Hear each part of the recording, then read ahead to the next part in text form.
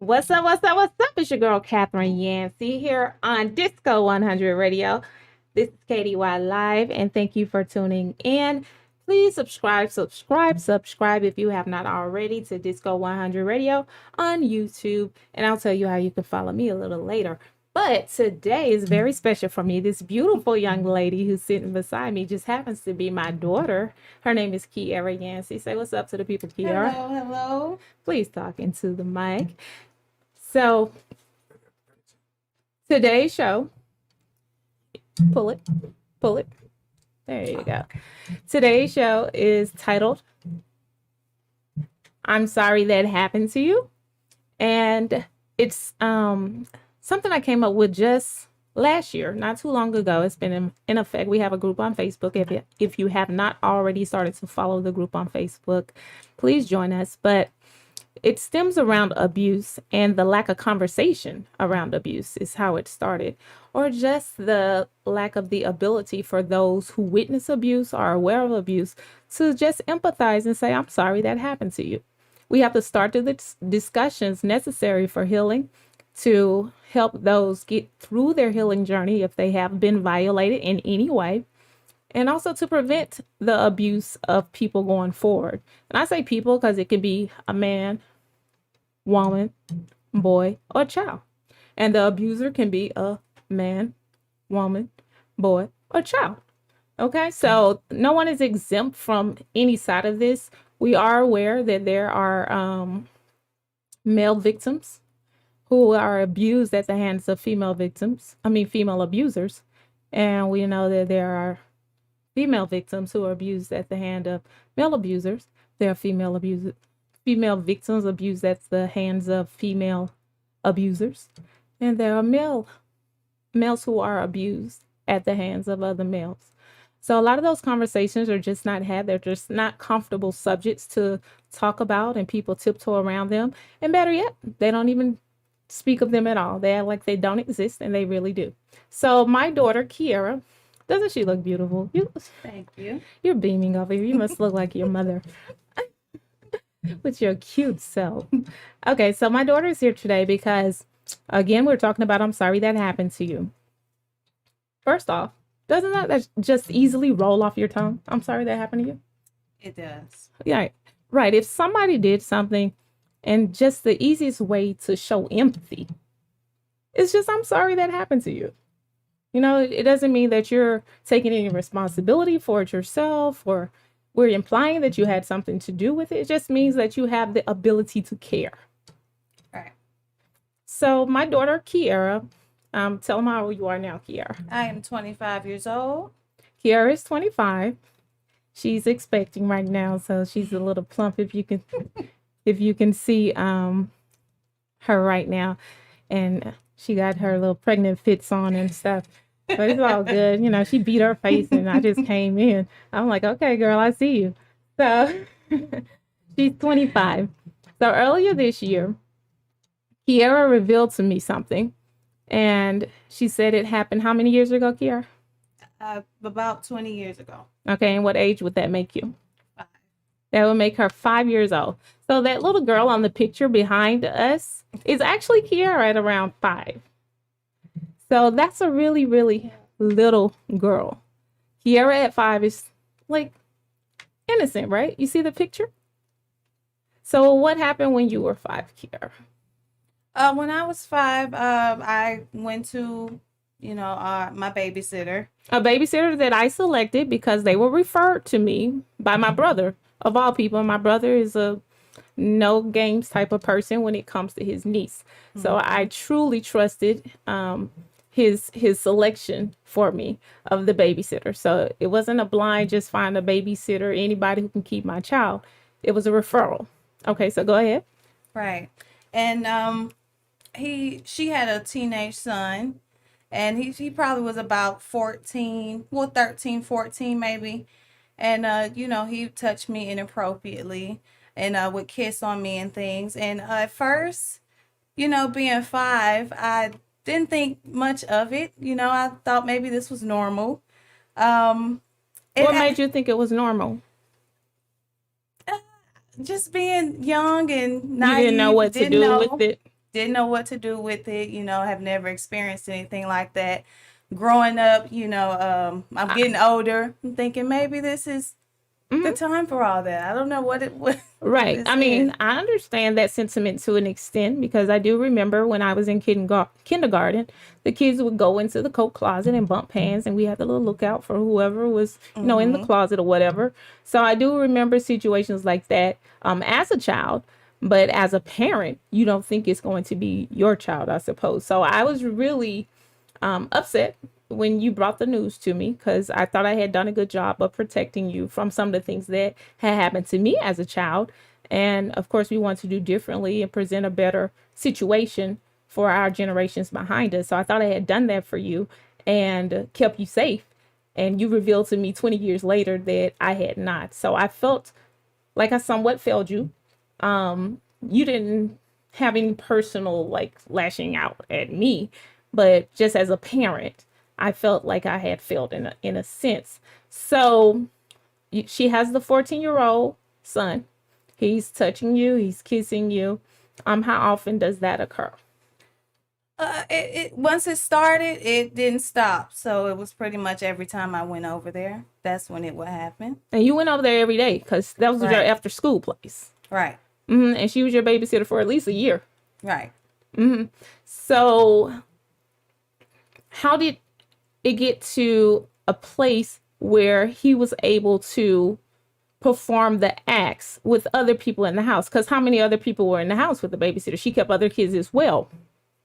It was about 4 or 5 of us. And I didn't see him do it to anyone else, but when we broke the news to the babysitter, she did tell us that it was happening to more than just me. So I was going to get to that. So when we broke it to the babysitter was actually this year when she told me. So a lot of times things are revealed to parents and parents do nothing with it because they think, oh, it's over now and we're out of that situation. But in my mind, I'm like, I don't even know if he's a grown man still over there messing with children. So I felt a responsibility knowing what I knew. I trust my child, especially when it comes to that. Now, some stuff she done put me under the bus with, but that wasn't one of them. So I trust my child. So I make a probably instinctive decision that we got to go and talk to her straight up and make sure no other children are in harm's way. So go ahead. What you were saying. yeah, so I didn't see him actually doing it to anyone else, but it was happening. Like you said, you did your best to keep me out of harm's way. And of course I didn't understand because at a young age, I want to go to my friend's house and I want to go everywhere. And, you pretty much like, no, no, no. And Right. The only place she could go where I wasn't there was the babysitter. right. Because And I was that's going where to it work. was happening at. So, and I'm expecting a little girl myself, and that's kind of scary, because, it's like the only place that you actually trusted me to go was actually not a really safe place to be. Absolutely. So the reason we know that there were other victims is because when I went to confront the babysitter, and I just literally just drove over her house one day, I had some free time and I was in the area. And I drove over and I told her who I was. She, of course, remembered me. She remembered my daughter. I had my daughter on the phone, on speakerphone. And her name was Miss Barbara. So if you had somebody who your child stayed with Miss Barbara on the west side off of Fair Street, then you might want to go talk to Miss Barbara. And I think that's a problem, too, that we want to protect people who are involved in the abuse of other people. No, we need to give some names so people can know, because I believe the reach of the abuser is usually a very small circumference. They're touching their cousin here, their cousin there, the other sister here, because nobody's saying anything and everybody's in the same house. So we're going to blow the block up. Okay? So we know that there were other victims because when I went to talk to Miss Barbara, and I didn't go lashing out at her or anything like that, I really felt Miss Barbara had a good heart and her intention was to do well by my child. And I think she did as well as she thought she can do. But when I talked to Miss Barbara, she revealed to me that she probably didn't. So I had Kiara on the phone, on speakerphone, as I said. And do you remember what happened when I went over to Miss Barbara's? Did you? Can you recall what you heard? Yeah, she was hurt. She was hurt by it. She was denying it at first. She was kind of acting like, I don't know how that could have happened. My daughter was like, it was a light skinned guy. He was over here in this room and, well, behind the when she kitchen. figured out who I was talking about, then she was like, oh yeah. But I think she knew immediately because I told her immediately why I was there. I said, well, my daughter revealed to me that she had been molested by someone in your house when you were keeping her. She's 25 now. That had to be when she was about 5. So she had a time frame and she knew who was in her house. So once she came out of her denial place and she was like, oh, I don't know. And she came out within a couple of minutes because I was very adamant. My daughter said it happened in your house. I'm like, what room was it? And she was like, if you go through the kitchen, then it's this corner over here. And so soon after those details, she was like, Trey, gotta be Trey. And she knew it gotta be Trey because Trey had already, according to Miss Barbara, molested her grandchild who was the same age as Kiara at the time. So she knew something was going on in her house. I don't know how soon she knew something was going on in her house, but eventually she knew something was going on in her house. And she didn't tell anyone else that it could have affected. And it affected my child. So go ahead. After she comes out of denial to an extent and she's ready to own it a bit, what happens? Yeah, she was hurt. She said that she's sorry that happened to me. And you see how easy it is to say I'm sorry that happened to you? Now, I'm going to tell you why I'm sorry that happened to you actually is a thing after Kiara finishes telling her story. But it just rolls off the lips, right? Mm-hmm. If you're really sorry something happened to somebody, it doesn't take a lot of convincing for someone to say, I'm sorry that happened to you. It's just a natural, instinctive thing to say. But go ahead. She's sorry that happened to you. Yeah, she said she was sorry that happened to me. And it made me feel, it made me feel better, even though, that situation pretty much was in the back of my mind. I was over it, How did you get over it?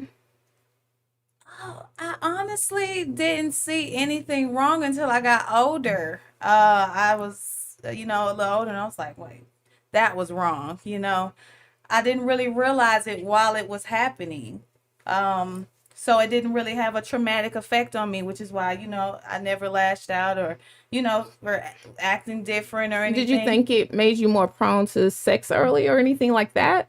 Or more comfortable with sex at an early age or something? Yeah. I know you're talking to your mother, but we're helping the people today. You go on, I'm not gonna whoop you. Right. Right. Yes, in a way. Same thing that was happening when you were in elementary school. Same thing that was happening when I was in elementary school. Which is what? We were grown. What happened? Just let people know, because a lot of people. I asked a question not too long ago on Facebook. I said, at what age do you need to start talking to your children about sex? Because I think some of us are talking a little too late. People were like, when they get married. I'm like, yo, you surely have waited too late. I'm pretty sure when I was in elementary school and kindergarten, they were doing some exploring. Yeah. Because you never know what goes on in other people's households. So, you had different kids that, may have been exposed to sexual acts early. And so, they're coming to school and, they're experimenting with their classmates. So, in an innocent way, they're children. Mm-hmm. They're just duplicating behaviors that they've seen. So with that being said, also, we need to be aware of what we're exposing them to. So we may think that, what we're doing with our guy friend or girlfriend is just between us and little Johnny or little Kiki over there watching, and they going to act it out in the playground or at school somewhere. And when the teacher calls you, you're like, I don't know where they got that from. Right. Be careful of what you're exposing them to. Our music, our television shows, even the kids shows now are overly sexually explicit. Cartoons. So be careful what you expose them to. It does play out in their lives in some way or another. So go ahead. Yeah. So in school, I start kissing boys and, let them touch on me, touch on them and things At what like age? that. 5, 6, very young, around the same time that was happening. That's a good point. A lot of times when something is happening to you, if you think it's normal, you haven't discussed it with anyone else, and they're acting like it's normal, then you go and duplicate the same behaviors. This is exactly what we were just saying. So you're doing the things that were happening to you, not really thinking they're wrong. Right. Mm-hmm. Right. And it was pretty normal for elementary school. Like a lot of us were doing that. That was the thing. So kissing, boyfriend, girlfriend, we say cooties, but that really I just told somebody I didn't want the cooties the other day, but I was talking about COVID. Yeah, well, we took our chances getting cooties. And I'm laughing now because you're 25. Definitely would not have been funny had I known then. Somebody's child and parent about to get beat down. Okay. So, what advice do you have for parents who are possibly clueless about even prying for the information from their kids? Because had I asked you things along those lines, would you have felt comfortable coming forward with what was going on? Because I know whenever I sent you to maybe a cousin's house or something, I'm like, she used the bathroom by herself. She don't need any help. She leaves doors open. So I did those type things even with family to let them know that, don't touch mine because I will come for you. I'm asking questions. But I did not take the same precaution at the babysitter because I guess I thought that was understood. So what advice do you have for parents who may have kids that they need to question? Well, answering the question about what I have told you, no, I wouldn't have told you, and I didn't tell you. And I didn't tell you because, as a kid, you think you're going to get in trouble for everything. So, I kind of kept that under wraps and just tried to go through it myself, and still not thinking anything was really wrong with that. So no, I wouldn't have told you anything. Well, I didn't tell you anything. As far as parents, just keep talking to your children and being open. It's a really thin line. I didn't understand back then. I used to think my mom was so lame, because I couldn't go anywhere or, Right. Do what all my friends were doing, going to each other's houses and everything. And you realize like it's a really thin line between, being protective and then being overbearing in a way, to where you won't push your kids away and they won't talk to you about anything, and then you have to let them experience life at the same time. It's just keep an open relationship with your children and always talk to them, and if you have been through it yourself, just share that experience with them as well. I didn't know some things that happened with my mom until I got older and she told me. It could have it could have been helpful to me if I knew those things, younger.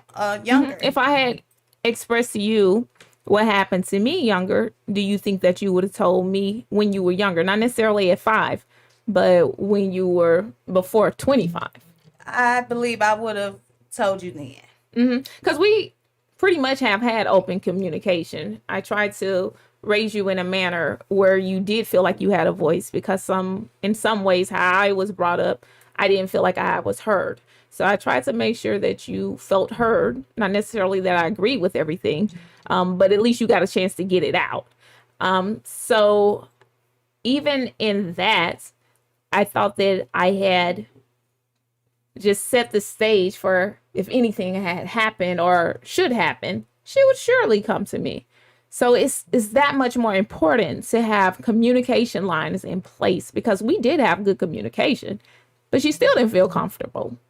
Yeah, and I think that, you don't really think about having those talks when, your child is 5 and 6 years old, because we didn't start having those talks until, about, double digit age or About close. 10. Yeah. I took her to Grady Hospital. Oh, God. I That was took her at like terrible. 10 or 11. I took her to Grady Hospital because, they had the clinic and they would do all the STD treatments and screenings and things at the clinic. And I took her there because I knew she was getting to the age where it was time to start, making sexual choices. And I wanted to do it scared straight, right? So I talked to the staff there and they were ever so kind to us. Like we didn't have an appointment. I said, look, this is my daughter. She's 10 or 11. And I just want her to be exposed to what could happen with sex. And so they took her through the course of the sexually transmitted diseases, the pictures, the film, and all of those things. And what really happened, I don't know if you got scared straight, but I got scared straight. That book. The book, when they had terrible. the knuckles that had sores on it from syphilis, I was like, please don't touch me, anyone, please, nowhere ever. Yeah, so you can get STDs from touch. In case people didn't know, it doesn't actually have to be intercourse. So yeah, so thought I was cutting edge to an extent. And when she was younger, we didn't have talks about intercourse, but we did have talks about inappropriate touch.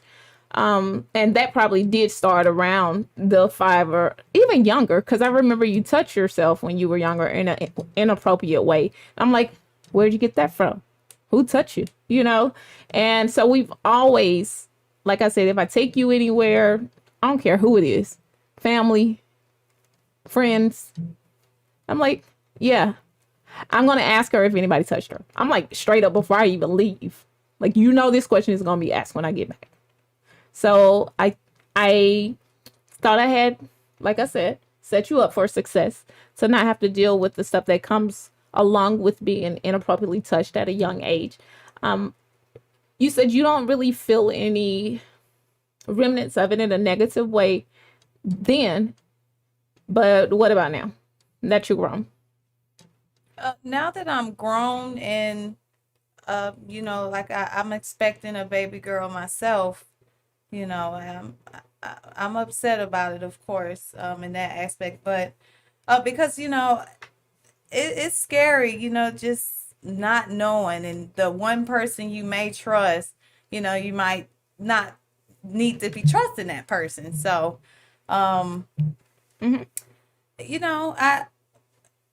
Unfortunately, the culprit can be anyone. It can be a father. It can be a mother. It can be a brother. It can be a sister. It can be a cousin. It can be a preacher. It can be a deacon. It can be a teacher. It can be a doctor. It can be the person at the playground that's looking around creepy. It could be your neighbor. It could be your friend. It could be anyone. No one is exempt from who it could be. So just keep your mind open. Don't think just because I've been knowing them all of my life, they're not capable of being that person. It's usually someone that you are comfortable with and probably have known to the point that they're comfortable with you and comfortable enough to violate in ways that you wouldn't suspect. I have had many people tell me heart-wrenching stories since I started the group I'm Sorry That Happened to You. And of course, I'm Sorry That Happened to You is a Facebook group now, and you all are welcome to join. And the premise of this was I had 3 cousins, have 2 remaining, 1 passed. Rest in peace, Andre. So 3 cousins. They were physically abused by my uncle, who is my mom's brother, growing up. My mom's family refused to acknowledge that they were abused. And eventually what happened was, in order to save their own lives, they ended up beating their father to the point that his mental capacity was not the same once he came back out of it. And that was decades ago now. So at that point, the children were kind of shunned from the family. Have you ever seen them at any events, any Thanksgiving, any Christmas? And we have a big family and we get together, at least before COVID, we did, but they were shunned, right? Right. So once my cousin dies, I think a year ago now, And literally, this is like at least a couple of decades ago where the beating happens and they get shunned. So when my cousin dies, who's a part of that trio who beat their father, and they love their father, and their father instilled a lot of good things in them. But there were some bad things that were not addressed, and they were kind of left out there all alone. So some family members, an aunt in particular, decided to reach out to a cousin that was in town who lives in California now. What's up, Tony? And when they reached out, my mother came as well. And he asked me to stay because he knew that they were coming. He didn't know where it was going to go. He just knew that he didn't have a strong relationship with them and didn't want to endure whatever was about to happen on top of the grief that he was going through with his brother. He didn't know what was going to happen. He's kind of numb to the situation at this point, but he just didn't know. So they come and they do all of their, smiles and everything, and sorry about the death of the cousin. But then they're like, well, I hope we can grow our relationship now. And I'm like, there's absolutely no way you can grow a relationship until you address what happened to them and the role that you all played in that, in your silence. And so they're like, to me, there you go, messing things up. How did I mess things up? I didn't tell you to not be empathetic towards your own family, who were kids at the time. They were being abused. So they get to saying they don't even know what happened. Of course, at this point, we pretty much knew what happened. They had said it enough that they were abused physically. That's why they had to fight them. So they were called, demonized by the family, called the devil. Now, not the brother who had been abusing them, but the kids, called the devil. They just endured a lot by themselves. So he starts, my cousin Tony, Tango is the other cousin, he wasn't there. My cousin Tony starts to tell them, because they're like, we don't even know what happened. It's just really your word, and we don't know. I said, well, tell them what happened. So they started mentioning things like they were beat to the point where blood was on the walls, and they were beat with a chair for laughing, and they were just scared to laugh. Can you imagine a child being scared to laugh because you don't know if you're going to get beat if you laugh? So they were saying those things sound like normal father-son whoopings. And I said, I ain't never been beat to blood was on the walls. And I went down the road. Y'all been beat to blood was on the walls? They were like, no. I said, it's not normal. So they continued to try to deny all of the stuff that he was saying. And literally was like, well, that could have happened. What in the world? I was like, you can't, as a mother, look at this person who was your family as a child, who was really a child back then, and say, I'm sorry that happened to you. It doesn't even matter if you do have all the details or not. How hard is it to say, I'm sorry that happened to you? Apparently it's real hard because they didn't say it. My aunt didn't say it. My mother stood in silence, didn't say it. So they leave. My cousin, being the humble, kind person that he is, he truly is, Tony, sends them a picture that we took when they got there, because they asked for him to send a picture when he took it. He sends it when they leave. They have the audacity to say thank you for the picture, but not I'm sorry that happened to you. So that didn't sit well with me at all. And so I wrote in the group text that he sent the picture to that was appalling. And if you want to see the whole story, it's on I'm sorry that happened to you group page. It's one of the first posts. And I told them in the same sense that the same aunt who was over there, your son used to rape me when I go over your house all the time. So maybe you can tell me I'm sorry that happened to you. You've been attached to me my whole life. Now, you all haven't been attached to them in the last 20 years, but you've been attached to me my whole life. So maybe you can tell me. And then that uncle that you want to say is also good. He tried to spend the night over my house. He did spend the night over my house. I allowed him to. I was around 17 at the time. He was a truck driver. So he was my favorite uncle. Coming through town. Never had any problems with him. Coming through town. He asked could he stay at my place. Of course. I had a roommate at the time. She had a guest that night, and they were on the sofa. I tell my uncle that he can sleep on the other side of my bed. I'm not thinking anything about it. This is my favorite uncle. We on motorcycle rides since I was a kid. He gets in my bed and he puts his leg over me, like the do me position. And I'm like, no, what are you doing? So I put that in the text as well, right? So your house ain't clean and your brother ain't clean. So maybe you could say, I'm sorry that happened to you now. They absolutely could not. That's when I went public. Because I figured there had to be more than just my family living along these,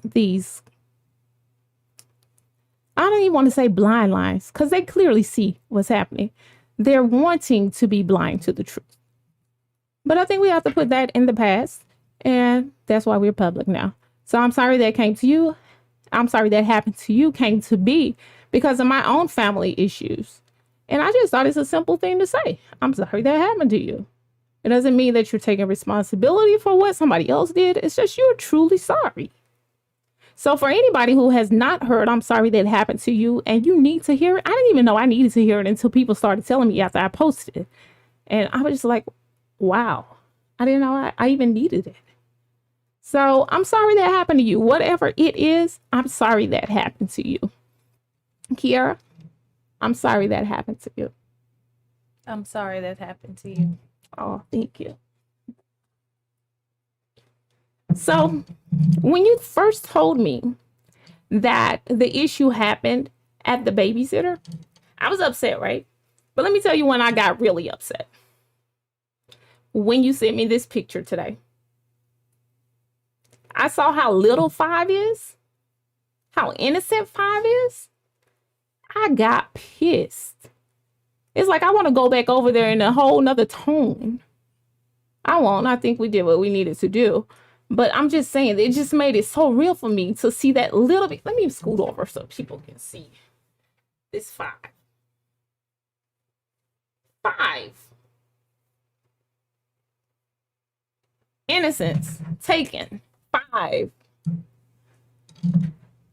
So people are harming children, babies, not 5. That's 5. There are babies out here being harmed. If you all do not open your mouths about what you endured, it enables whoever hurts you to hurt someone else. And more than likely, they are, because they're not scared of being revealed. So I say, if I have to have anything to do with it, and I do at this point, it's going to be normal to talk about victimization with names. We're going to pinpoint you to the point that whoever is thinking about doing something will think twice. Not that you don't have a desire. Some of us are mentally messed up and stuff.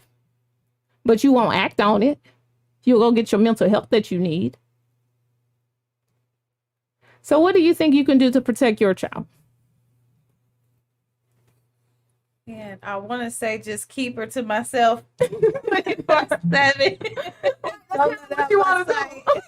So now you understand why I was like, no. I understand now. At first I'm like, oh my goodness, Yeah, your friends are like, her mama not gonna let her go anywhere. Y'all can come to my house, but I can't come over there. Absolutely. And if you did go, I think you were in high school by the time I let you go over Deja's house. And like, I had to get a full scope of everybody in the house. Middle school, we had Shania and Anastasia's part. Yeah. Like, I have to have a full scope of whoever's in the house, how many brothers, daddies, all of that. We got boyfriends coming in and out. Are they coming in and out while my child is there? Or you just got the kids to yourself for this period of time? And pretty much if they didn't have the kids to themselves for that period of time, I was like, yeah, we'll meet you wherever. We can do the event. We just want to do the house stuff. Right. I actually had a friend in high school. She used to have parties and stuff a lot and sleepovers. And I wanted to go to her house. And then one of our mutual friends ended up telling me that, her grandfather was picking her up out of her bed in the middle of the night. Mm-hmm. So, and now, who did you say? Grandfather? Right. Are you all listening? Because when I say so much has been revealed to me since I've gone public with I'm sorry that happened to you, I'm for real. I'm talking about brothers raping sisters. I'm talking about daddies molesting daughters. I'm talking about young men who were boys getting molested by babysitters or sexually assaulted by babysitters. Boys, not girls alone, boys. I think the youngest I heard somebody just openly admit was 3. Somebody trying to tongue kiss them. Watch your children. I don't care who it is. Grandma, granddaddy, daddy, mama, all of them. I know stories. And more people are going to come on the show because, like I said, we're going to normalize this conversation. And I felt it only necessary to start with us. If we show that we can talk, then it'll give other people's courage to talk. And it takes a lot of courage because it's not normal to talk. It's normal to hide the secret. We've normalized that. But that has to change. So what did the friend say about the grandfather? She didn't see anything besides him getting her out the bed. And, you know, but this is a sleepover. She's spending the night and she sees the person that her parents entrusted her to be with getting taken up out of the bed by the grandfather who's in the house. Right. Mm-hmm. And she, you know, she just would be gone for a minute and he'll bring her back. Wow. Mm-hmm. That's very heart-wrenching. And you say you're just going to keep, what's the baby's name? Nola. Nola Rain. You're going to keep Nola Rain to yourself, huh? I am as much as I can. As much as I can. And I think another problem is, well, the biggest problem is that most of this stuff happens like within the home, you know, like a cousin, grandfather, you know, father, people and everything. People you trust. And then when you do try to tell your family, you know, it's kind of like they turn on you. Exactly. So, they make you're the person causing the problems now. Right. You're gonna cause a problem because you telling the truth. Mm-hmm. I'm like, look, the problem has already been made. It's not my fault that they made that bed that they about to lie in. Right. I'm not gonna lie in the bed for them and just be quiet. If you want to do the act, then own the act. Yeah, so they, you know, they tend to single that person out, and you know, then they stop coming to, you know, events and everything, and you know, you're shunned. You're shunned for being the victim who was willing to talk about it. And it may just be because you know, other people in the family have probably went through the same thing with that same person. I was going to get to that. I don't even know if it's embarrassed, other than it's that they're trained. They're trained to sweep stuff under the rug and keep it moving. So even with my immediate family, my mother, her family had a lot of siblings and stuff. I don't know what happened between them. I have no idea. But I do know that they ain't willing to say, I'm sorry that happened to you, which is a little bit disturbing. Because we are a real, I want to say, quote unquote, Christian family. So if you can't have love, empathy for someone who has experienced a trauma, I don't know how Christ like that is. I'm just going to sit that on out there. So I understand that things can happen to people, and I think it may make them uncomfortable to have endured it in silence for so long, because they've gotten used to whatever their demons are. But you got to bring the light to that dark place. That's the only way you're going to be free. And if you want to not be free, and that's your choice, but it's going to die with this generation. You know, we do come from a period of time where people kept secrets because they had to keep their way of living protected. You know, the perpetrator was probably the one providing. So we can't go against the perpetrator. Where we going to live? How we going to eat? You know? But the days changed. And the mentality has to change. And the way we deal with these type of people has to change. We have to deal with them openly. Stop what they're doing privately by dealing with them openly. There are some statutes of limitations that I looked up. So in Georgia, and I'm just going to read it. And this is Georgia. We're filming in Atlanta, Georgia. If you all are tuning in, we're in Atlanta. So I'm going to give you the statute of limitations that Georgia states. So it says, For offenses committed between July 1st, 1992 and June 30th, 2012, if the alleged victim of one of the following offenses is under 16 years of age, the statute of limitations is 7 years, shall not begin to run until the victim has reached the age of 16 or the violation is reported to law enforcement. So, of course, we looked into that when you told me, and we figured out you were too old at this point. Otherwise, Trey would have been something else happening to him. So the offenses are cruelty to children, rape, sodomy or aggravated sodomy, statutory rape, child molestation or aggravated child molestation, enticing a child for indecent purposes, incest. And you just talked about the incest. Grandfather coming to get the child out the bed in the middle of the night. Happens. And I know it happens even closer than that. And I'll let that person tell their story when they get ready for it. For offenses committed to and for offenses committed on and after July 1st, 2012, if the alleged victim of one of the following offenses is under 16 years of age and the offense is not being prosecuted as a misdemeanor, there is no statute of limitations and the prosecution may be commenced at any time. The offenses are trafficking a person for sexual servitude. And the sex trade game is crazy right now. We're in Atlanta. Y'all watch your kids. Please watch your children. Don't let them be on social media connecting with everybody. It is really bad for our children out here right now. It really is.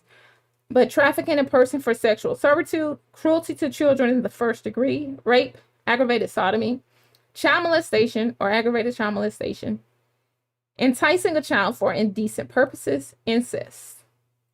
Any offense against a child under the age of 16 not listed above will be subject to the general 7-year statute of limitations set out. And if you know of an offense, do something about it. Do something about it. Even if the statute of limitation has passed, talk. Don't let them continue in the same patterns of abuse, because they probably abusing somebody else close to you. They're doing what's in arm's reach. You're in arm's reach. Disco over there is in arm's reach. Be careful with your children. If you're dating, don't be letting somebody go pick your children up from school and spend time with your children while you at work when you don't know them. I run background checks on people. When my daughter was little, I literally ran background checks. Like I was operating businesses anyway, doing background checks for my employees. Yeah, I'm gonna need that information for a background check. And if you had a problem, let me do a background check. Then it was just okay, I'm good with you, because I really put the protection on my daughter before any relationship. I had one guy ask me, say, "I know you ran a background check. What'd you find?" I was like, "Well, your name was different in one place. Why?" And he told me why. So, do your due diligence. Your children are worth it. Don't worry about if you're going to offend anyone. So what? Offend them. Protect your children. Protect yourself. Yeah, some of us need to be doing background checks for who we seeing for ourselves. No lie. I had a story where a young lady, I do hair now. I've done many things in the past, but I do hair now. And I had a young lady to come in for service, and I did her hair. And in the midst of doing her hair, she shared with me that a high-profile rapist in the city she had met in a Walmart. And she had been seeing dude while he raping folks. A whole lot of folks. He was in the news every week. She had no idea it was him. So we have to take our time with these people. I know social media makes it easy for us to connect. Take your time. Do your due diligence. Do not be a victim because you're in a rush. Do not let your children become victims because you won't love so much. All right, Kiara, we're down to our last few minutes. It's been kind of real today. So you're having Nola. What kind of advice as a mother do you see yourself giving your child? Talk.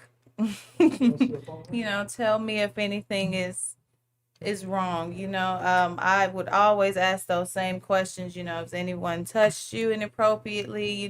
Just anything abnormal. And I would also share to her my experience as well, so that she won't feel, alone if it has happened to her. She What won't. age do you think is a good age to start sharing? Oh man. To share Yes. your truth, not just be talking about everybody else. To share your truth. What is a good age? As soon as she's able to comprehend things, Like what? it needs to be early as 5 or 4. I mean, if we would have had those conversations, I'm sure I would have been able. I was very smart. I would have been able to understand, and be like, oh, okay, well, that just happened to me. So, yeah, I would just, talk to my baby as much as possible, and just let her know that, it's not her fault. That's the main thing, is being a child. You just fearful of being in trouble, and, scared to tell your parents, because you're like, oh, Did they say anything to you to make you more fearful in that sense while they were performing the acts against you? No, no. He didn't. Probably because, he was used to doing that. So no, he just made it feel normal. And I think that's what most abusers do. They're gonna make you feel comfortable, and Yeah. Well, I also expressed, and I heard someone say this as well. They were like, well, they knew someone who was being abused, and after a certain time of the abuse was almost voluntarily going to the place where the abuse was happening. I Yeah. was like, regardless of if the abuse starts to feel normal or even good, it's still abuse. Yeah, some people, and I've heard of that. I said it. I was people- very open when I came forward. Like, eventually at some point it started to feel good. start liking it. Yeah. That's a normal fleshly thing. So all of my so holy people who don't have that normal instinct, okay. But and not to come against the church either. I know many open people in church, but there are a lot of people who are very closed in church, and it's not right. It's just not right. If you want to say that you're all about love and God is love, then be that love. Your actions can't say judgment. Your actions can't say condemnation. Your actions can't say be quiet. You're causing a problem. If anything, your actions should be, I'm sorry that happened to you. Start there. Start there. All right, Kiara is a excellent lash tech and teacher. So tell them how they can follow you online and what things you have to offer. You can follow me at Beauty is the Key. That's KEE on Instagram and Facebook. I am not a lash tech anymore, only a lash educator. So I'm sorry for anyone who needs their lashes I know done, she but getting bougie as she gets older. She's like, I don't take new clients. I'm already booked. I don't take new clients. So I am a lash educator. My website is www.beautyisthekey.com, where you can see all my online classes. I'm not doing hands-on right now, COVID safe, as much as possible. But you can follow me at Beauty is the Key on Instagram, Facebook, and go on my website. Check me out. And she is the absolute truth. So if you're actually Thank trying to earn a new stream of income, this is where you want to be trained. She trained herself, and she's a very meticulous person. It's very funny because I used to pray that she find something that she was perfect at, because she does not like to do things she's not perfect at. So she eventually found lashes, and she's something she has to be perfect at it. She's found a niche. So Congratulations on that. I'm very proud of you. Thank you, thank you. Mm-hmm. Get it from my mom. You do get it from your mama. You can follow me online at Catherine Yancey on Facebook and Miss.K.D.Y on Instagram. And I am soon going to be doing a lot of uploads on YouTube, and I'll tell you how to follow me on YouTube soon. But now I want you to focus on subscribing to DISCO100 Radio. DISCO100 Radio needs you to hit subscribe and like, and it's free. Does not cost you anything to support. So please hit subscribe and like. If you are a person who would like to appear on the show, feel free to chime in, call. My number's always listed. The number to the show is listed. DM me, all of those things. We'll be talking candidly about, I'm sorry that happened to you. A lot going forward. A lot. So I think we started off our conversations with getting and staying married. We're going to do things, have conversations rather, that are helpful to the community. And the community is in a bad state. And it's because we're not talking about real stuff. We can sugarcoat things all we want to. We can say our house is together. We got a pretty car. Look at this new build up we got from the ground up. We can do all of that. Yeah, that's cool and that's fine. I love it. I love the blow up, the glow up. Trust me. But it is nothing if we are not whole and healed on the inside. And we have to take the journey to healing.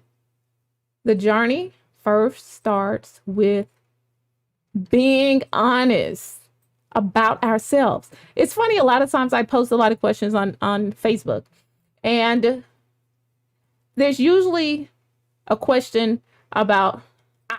It's an I question, right? So how do you feel about such and such? And people will go out of their way to talk about everybody else but themselves in the answer.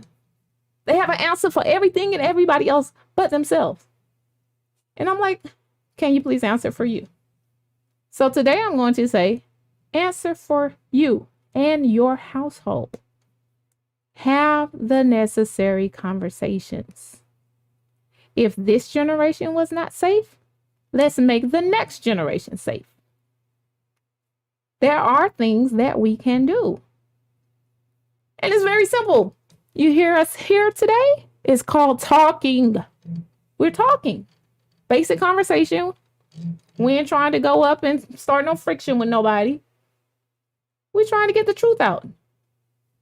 And we are going to get the truth out. And a lot of times, as Kiara said, she said she was inappropriately doing some things because they were done to her. A lot of times the people who are victimizing were once victims. So to that person, I say, I'm sorry that happened to you. It doesn't justify that you continue in negative behaviors. It does respect the fact that you are human. You have feelings. You have emotions. Something happened to you and it was not all right. We don't condone what happened to you. We are sorry that happened to you. Do better. Get the help you need. Get counseling, professional counseling, church counseling. Start talking with your family and friends. I know people who have revealed things to their family and friends. And you know what the family and friends say when they reveal it? What's that? They happen to me too. At the hands of the same person you're talking about. I had someone tell me that it happened to them, and the grandmother of all people refused to acknowledge it. Like it happened to all her children, and then the next generation. At that point, you become implicit in the abuse. I don't care how much you love them. They are abusers. They need to be dealt with accordingly. According to whatever the law is. Not just we gonna keep it in the house and sweep it on the rug. Get them locked up. Let them pay the price for their consequences. If you're willing to take chances, you're willing to take the consequences. Isn't that what you were taught growing up? Right. Did you have something else you wanted to add? I don't. what you just said is funny because you know, you used to teach me that early too. I used to do stupid things. Well, Hmm. you know, I used to just say almost that verbatim. right. So she used to tell people what I did in front of me, and she's like, I'm like, why would you say that? She's like, well, if If you don't want me to if talk you about it, don't you want me shouldn't have talking did it. about it, you shouldn't have did it. I'm like, I understand it now. Hmm. You It, know, it, and it makes you accountable. right. It makes you accountable. Like if I do something and I know it's not going any further than this room, I might go do it again. Hmm. No. So the same thing with the abusers. If I'm gonna do something, it's not going any further than this house. It's not going any further than this family. I might do it again. We got to take that away from them. Because you know what? It's not staying in this house. It's not staying in this family. If you going to do it, be ready to own it. If you don't want nobody to talk about it, Don't do it. don't do it. Because we're going to talk about it. I'm sorry that happened to you. Our slogan is the day of silent victims is over. I really mean that. Like it just comes out so natural. The day of silent victims is over. That's an old generational thing. And I get why they did it. You know, people do the best with what they have and what they know. They were surviving. They survived. Traumatically survived, but survived. You know, and we drew strength from being able to survive. But I want to be healthy. I want to draw strength from being healthy. You know, not being able to survive all the time. Let's draw strength from being healthy and not creating the same circumstances for people to go through. Generations after us won't have to deal with these type things. And it happens more than we like to admit. I didn't even say more than we know, because I think we know a lot of times. It happens more than we like to admit. Be truthful. Honesty is how we gonna get through this. And don't take it personal. A lot of us are like, oh, you messing up our good family name. Don't take it personal. It ain't about you. It's about everybody else that's about to be helped besides you. And you too. You probably needed the help too. It's not just about you. So stop making things just about you. That's tormentous in you anyway, to make everything about you. So the last thing I'm going to leave you with, since Kiara doesn't have anything to add, I revealed that once I release the story of I'm sorry that happened to you, it was revealed to me why I became homicidal and suicidal as a teenager, although I was a totally happy kid. The thoughts of depression and negative feelings did not happen to after the inappropriate sexual interactions. Didn't happen to then. I just got that revelation this year when I finally, last year, when I put out, I'm sorry that happened to you. I literally felt the connection of that. Like, oh, my life started going down and dark when those things started happening to me. I literally felt a weight lifted off of me once that was revealed to me. So to those who are out there wondering why you are the way you are right now, what happened to you? Go back to the root. What happened first? It probably has something to do with why you are the way you are right now. And once you own all of that, you don't have to be condemned by it. Just let it be. Put it out there. Own your freedom. Own your truth. You can be weightless. Because that stuff starts to build up on you. You know, you're protecting Johnny's secret, you're protecting Mama's secret, you're protecting cousin's secret. Let them secrets go. Let it die with the older generations. It's time to move forward. It's time to be healthy, happy, and whole. All right, we'll see you all next time on Disco 100 Radio on K.D.Y Live. This is Catherine Yancey. You are again. Who are you, girl? Kiara Yancey. You are not paying attention to what you are. No, that is Kiara Yancey. See you next time on K.D.Y Live.